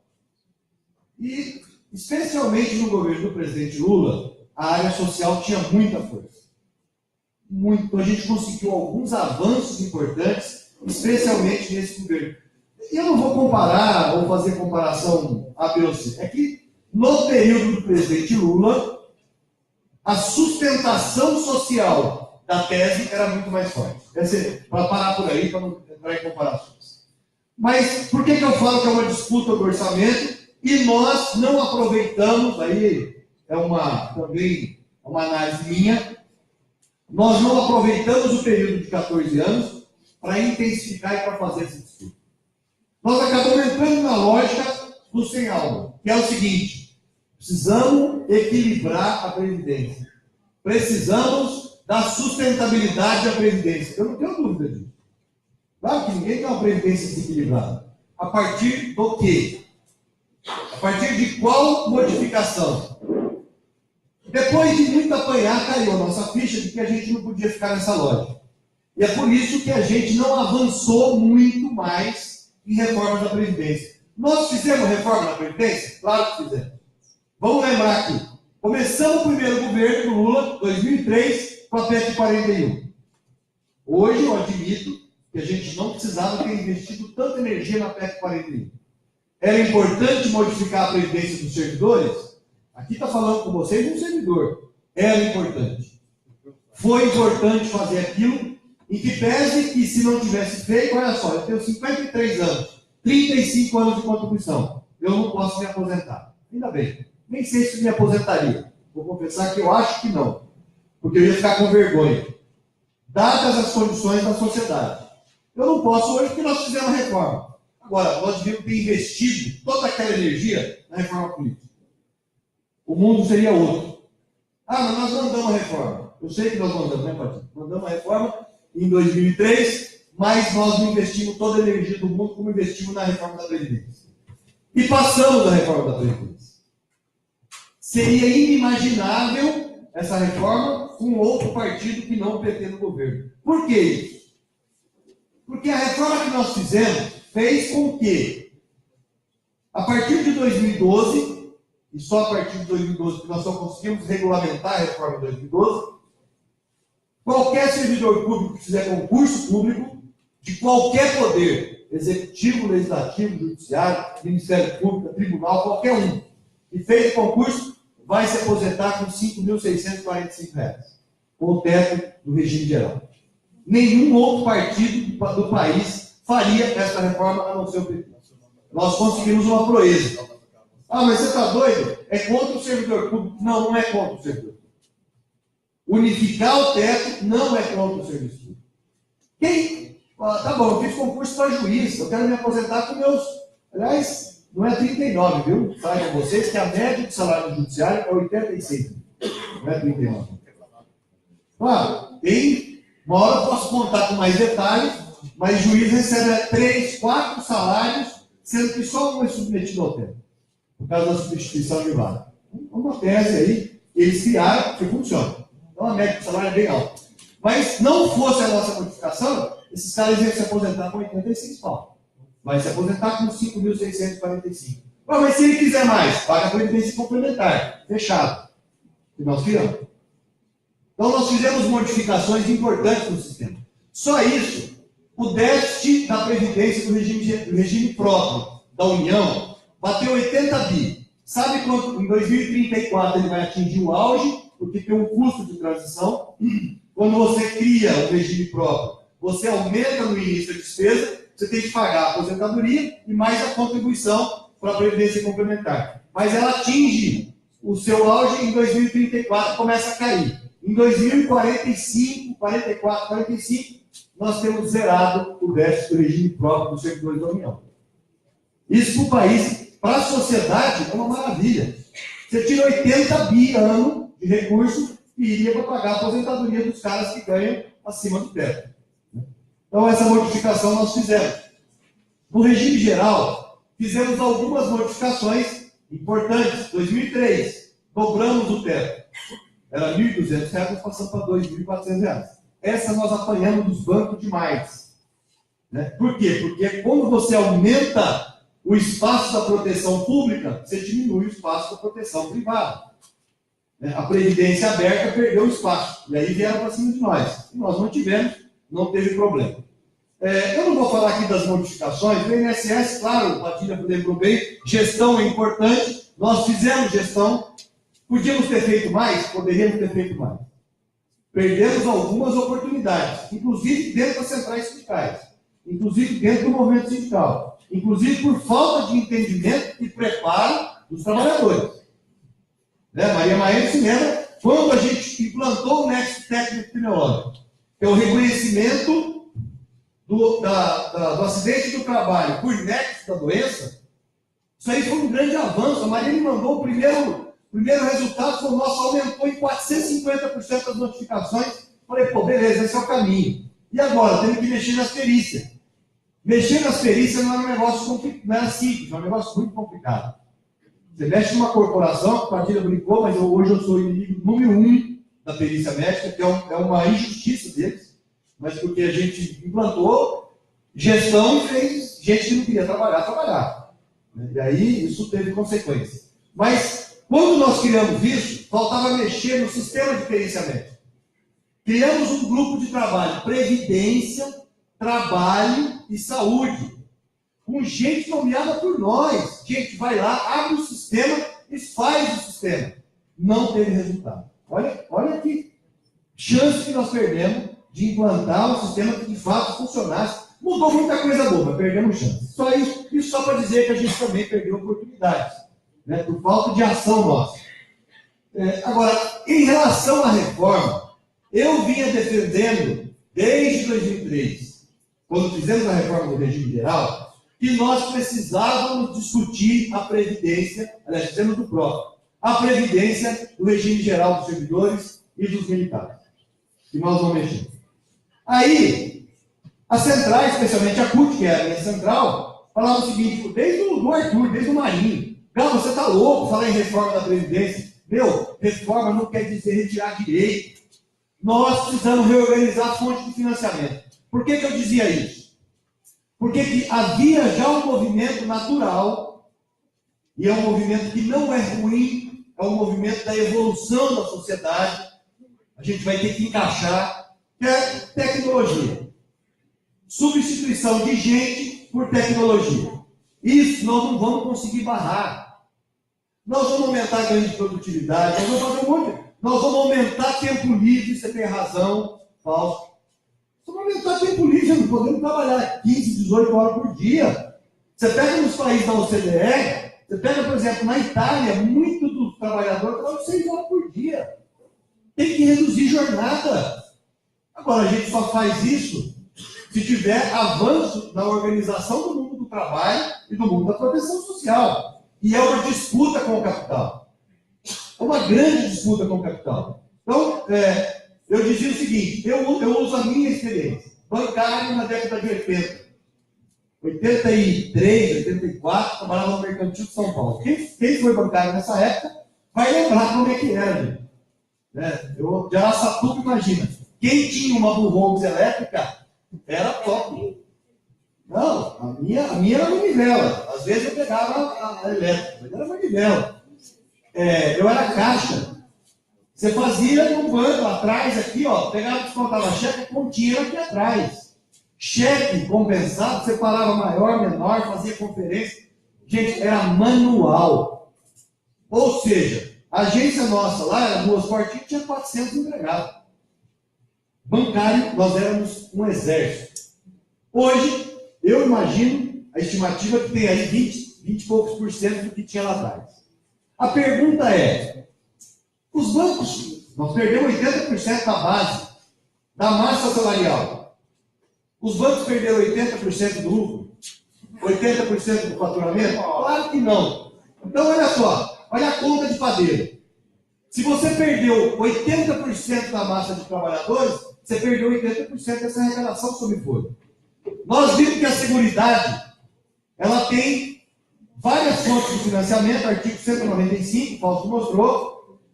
As principais fontes: folha de salários, 67% da arrecadação da Seguridade é folha de salário. Olha isso. Quase 2/3. Aliás, mais de 2/3. É folha de salário. 20% da empresa sem teto e 8 a 11% dos trabalhadores. A segunda maior fonte é COFINS, Contribuição para o Financiamento da Seguridade Social, que é sobre faturamento. E a terceira é CSLL, que é sobre lucro. Se a maior fonte de financiamento é folha de salário, e o mundo está substituindo, gente, folha de salário por tecnologia, eu tenho que discutir substituição dessa arrecadação pela outra, pelo valor agregado. Isso é natural. Eu não inventei isso. Os países que já passaram por o que nós estamos passando, que é uma transição demográfica, fizeram. Ah, e é ruim? O pessoal fala assim, o Brasil está ficando velho. Eu adoro isso. Eu quero ficar muito velho. O contrário, eu não quero não. Você quer encontrar Jesus? Eu quero. Vamos foi a ver. Eu quero encontrar. Quando? Agora? Quer ir agora? Não, agora não. Mais lá na frente, se eu estiver bem velhinho, eu quero. Todo mundo quer ficar velho. Então o Brasil está envelhecendo, é um movimento natural. Está vivendo mais, também é um movimento de evolução. Inclusive nós, o senhor Alexandre Padilha, tem responsabilidade nisso. Quando a gente melhora a saúde pública, quando a gente melhora a proteção social, quando a gente melhora a qualidade de vida, as pessoas aumentam a longevidade. De 2003 a 2014, 2002 a 2014, nós aumentamos a expectativa de sobrevida aos 50 anos em 4,6 anos. Olha isso. Praticamente uma década. Se aumentou 4,6 anos a expectativa de sobrevida. Isso é excelente. Traz um desafio para a Previdência. E daí? Para que serve a Previdência? Aí eu volto ao ponto onde eu comecei. A pergunta que a gente tem que fazer não é se o gasto com a Previdência é excessivo, a Previdência brasileira é muito generosa, gasta muito com idoso. Nós não combinamos nada nas falas aqui. Mas o Faustinho, o Padilha, o Rodrigo e eu estamos na mesma linha. Tudo combinadinho, sem combinar. Por quê? Porque é, de fato, o que acontece no país. Nós não temos que perguntar se é generosa ou não é. Não. A Previdência Social protege. Ela traz bem-estar para o cidadão. É isso que um país civilizado tem que fazer. A partir do modelo definido de proteção, que traz bem-estar social, você define o modelo de financiamento. Eu vou buscar recursos para custear aquela previdência que é justa. Então, não é fazer quanto tem, vamos ver o que a gente faz com o que tem. Não. É quanto custa, e aí vai buscar a arrecadação. Esse foi o movimento que os outros países fizeram. Por isso que essa história de, tem déficit, tem superávit, eu causei em 2010, Padilha. Foi quando eu assumi o Ministério Definitivo pela primeira vez. O meu primeiro anúncio do resultado, quase apanhei do jornalista. Aquele auditório do Ministério lotado, o jornalista ia lá para ouvir. Qual era o anúncio do resultado? Todo mês era déficit, não sei, rombo da Previdência. Eu fui lá, anunciei superávit da Previdência. O pessoal falou, ministro, o senhor está louco, aí, o senhor está escamoteando, mentindo, tá bom. Essa conversinha demorou 3 horas e meia. Para eu mostrar para eles, e o Rodrigo sabe bem isso, qual que é a lógica? Previdência urbana, arrecadação urbana e despesa urbana. Sobra dinheiro. Não estou nem falando de DRU, viu, Rodrigo? Não estou falando de DRU, não estou falando das renúncias, estou falando de arrecadação e despesa. Chegou a sobrar 31 bilhões de reais. Previdência rural. Eu não posso tirar a despesa do rural da folha de salário, gente. É outra história. Previdência rural é COFINS e CSLL. E o Tesouro nunca passou para nós. Então, quando você bota isso na mesa, causa um espanto. Está escamoteando, não.